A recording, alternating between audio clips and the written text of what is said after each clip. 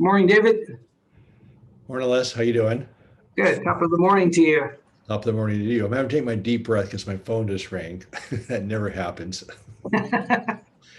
So today we're talking about a big topic, and we're actually on it for this week, maybe a little bit longer, because I think it's the core of the human misery. I'm just use the word obsessive thought patterns. There's a research term called URTs, unpleasant repetitive thoughts. It's what I call the curse of consciousness. And Les has taught me, and I do listen to you, Les, at times, about your conscious versus unconscious brain, and it's a mismatch. You got 20 million bits of information per second being processed by the unconscious brain and only 40 by the conscious. And so you consciously want to do something, and your unconscious brain says, no, you're not. And it's a bit of a story behind that. But the bottom line is we all know very clearly, it's been demonstrated in multiple research papers, that if you try not to think about something, you think about it more. And where the research goes really deep, it's not really come out into the public domain like I think it could or should. I'm not sure why. I have a hunch why, because it's disturbing. So you take the most unpleasant, bizarre, crazy, unacceptable thoughts, and of course you toss them aside. There's nothing to do with who you are. But you've given it neurological attention. So these obsessive thought patterns, I'm fat, I'm ugly, I'm not good enough, this, and this. So you try to be good enough, and your unconscious brain says, no, you're not. Yeah. And so what happens is you suppress the idea, okay, I really am good enough, I'm good enough, I'm good enough. And again, you're paying attention to the negative thoughts, not the positive. So whether you experience the thoughts or you try to suppress them, either way, you are done. So this unconscious repetitive pattern of obsessive thoughts is universal, is part of human consciousness. And I think is the essence of mental and physical health, because what we also understand is that those mental obsessive thought patterns also fire up your immune system. They fire up your metabolism. You're in a fight or flight mode based on these thoughts that you can't get rid of. So the obsessive thought pattern is universal. There's many reasons why some people have more of them than others, but it's sort of the essence of chronic pain, with mental pain being the bigger problem than physical pain. Really is. So I was ranting to Les a little bit before the meeting about, and he is a psychologist and he tolerates me reasonably well.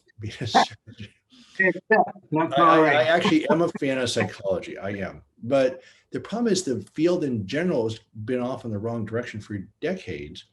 And unless you talk about a third wave psychology, which I will let you talk in a second. So remember, your job is to listen, right? Okay. So you're listening to the wisdom of an orthopedic surgeon. That's a bit of an oxymoron. Anyway, here we go. So anyway, the bottom line is it's life. Everybody has these things. We spend a lot of time trying to cover this stuff up because it's sort of an unpleasant part of our brain, but it's the unconscious brain, which is so powerful, that wipes out our rational brain. So it doesn't allow us to live a rational life with ease that we would like to live. So Dr. Arya, that's my ranting. Can you solve my problems today? I can assist you and guide you. I don't solve problems. You have the solution in you. Yeah. So they taught us in psychology school. All right. On a serious note here, I think one of the things what David and I try to communicate to you folks is this. One of the most painful things you can do is try to get rid of thoughts. It is a battle that you will lose. Some of you may say, nope, I know how to replace my thoughts. I was taught how to replace negative thinking. Well, that's fine. But now I want you to think of a chessboard. And you got black pieces and white pieces, negative thoughts and positive thoughts. And so whenever you have a negative thought, people try to say, well, think of 5 positive things. So it's not, you have 5 radios that are positive and 1 negative radio. So now you got 2 things blaring at you. That's exhausting. Right. So in ACT, we teach you to become the chessboard, to just observe what's there. And you don't have to listen to anything your mind tells you, unless it moves you towards the direction and the life that you want. So when you have chronic pain or difficult day, or you're feeling a flare-up, or just feeling anxious today or irritated, is one of the things David and I talked to you is repetition of practice. And one of the best things David and I have talked to you about is when you have a difficult thought, leave the thinking world and come to the body world. Leave the thoughts and come to the body and notice where that thought is. Because when you notice where the thought is that you're dealing with, you're trying to push away, it might teach you something. One, notice where the thoughts are in your body. Two, just notice the size and shape. So notice where in the body, maybe it's right here. Notice the size and shape. What you're doing at this point is you're not running from it, but you're leaning into it, and that creates desensitization. And the third step, besides noticing where in the body, notice the size and shape. The third thing is to breathe from it. When you can just do that for just a few seconds and build up upon over several maybe minutes, you will actually de-escalate the brain. You will deactivate the primitive parts of your brain. David?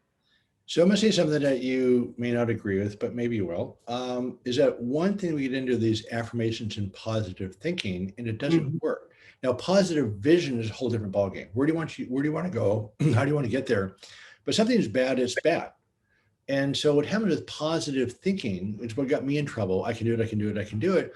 Well, guess what? Sometimes I couldn't do it, or sometimes I'd fail, and I still think it was okay anyway. Well, positive thinking is another way of suppressing negative thinking. And it's actually more of a body response as far as fight or flight than you get with actually thinking the thought. Yeah. Right? Yeah. So let me jump in there. You do agree with me. No, I do agree, and I want to add something if you don't mind. Okay. So about a decade ago plus, Seligman is world famous for positive psychology, about resiliency and having the positivity in difficult moments, and that's a very powerful thing. Here's one thing I want to add: it's not so much the positive thoughts. Very often, if your agenda when you have a negative thought is to kind of drown it, it's kind of like you have crap and then you try to put ice cream on top of it. Right. I want to get you the visual on that. So that's what you're doing. But what we're trying to show you is this: when you have a negative thought, a negative feeling, a physical sensation, is we want you to acknowledge what is there versus fighting. Now, positive thoughts work this way: is it's okay to have positive thoughts if you're not trying to drown out something negative. Right. Exactly. And then the second thing is when you have positive thoughts, connect it to a feeling. So the reticular activating system, the RAS, when millionaires, billionaires do this, they visualize as if they're there, but they have a feeling attached to it, a very positive feeling. Right. So David's message is very clear. I'm in total agreement with you. Really? We're trying to teach, yes, believe it or not, it's the coffee that's kicking in, David. It's okay. Yeah, I want to use that for the day. There you go. So we do agree with David. I do agree with David. What we're trying to teach you is the really powerful method is it's okay to have a positive thought. You know, for those of you who have spiritual work, I have a deep spiritual practice. I use very positive thoughts. I connect it to a feeling, but I don't use positive thoughts to drown out something painful so I don't have to feel it. Yeah, the goal is to feel it. Yeah, let me say that again. Positive vision is mandatory. You gotta know where you're going. Yeah, a lot different than positive thinking, because if something is bad, it's bad. We're not asking you to transmute badness into good. It's not that. It doesn't work that way. So Leslie, you had a couple of concepts. I'm actually jumping in your time. You had a lessism before we started that I thought was intriguing. So first of all, I just want to review for a second. So the chessboard is a great metaphor. I like that. So next time we'll give people that visual is if you really think of, and next time you have a fight in your head, I want you to be the one holding the chessboards and let your mind do it. And if you have the agenda of, I just want this to stop, you're just going to get drunk in it some more. Right. So the only way out of this is through, as Robert Frost would say in the famous poem. So here's this. David and I were talking about this. So I want you to stop for a moment. Let's all just pause for a second. When you have very difficult thoughts and emotions, very often what we try to do is we look for a mood shift. We go to food, we go to substance, we go to the social media, we try to get drunk in it. We're looking for a shift because we don't like this feeling. Here's what happens in the brain. When you don't want to be in the present moment with your reality, your mind wanders, which activates, I'm going to slow down here, that activates the default mode network. So the DMN, look it up, Dr. Google will tell you lots about it. When the default mode network is activated, here it comes, here's the lessism. You are often, when you're mind wandering, you will wander into 3 cities in your mind: Pastville, Judgmentville, and Futureville, and you'll zip line.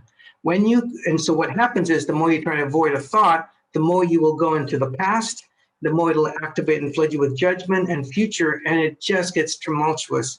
What we're asking you is to drop into the present moment, feel it in your body, breathe through it just for a few seconds, and then get up and move around.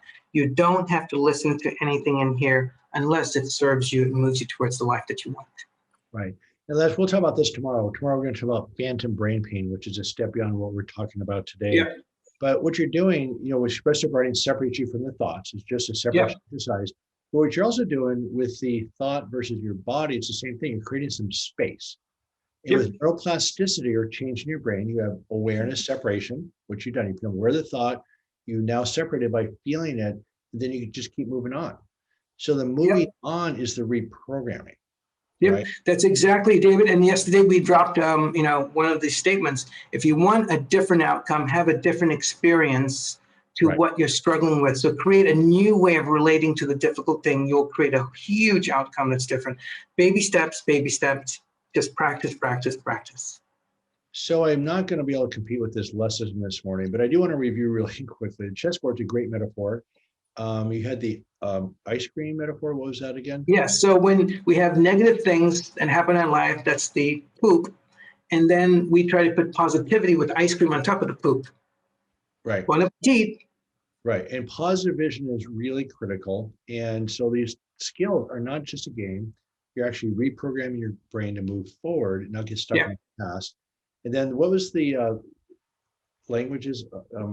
Pastville, Judgmentville, and Futureville. Right. Yeah, those are the zip lines we in our mind. Got it.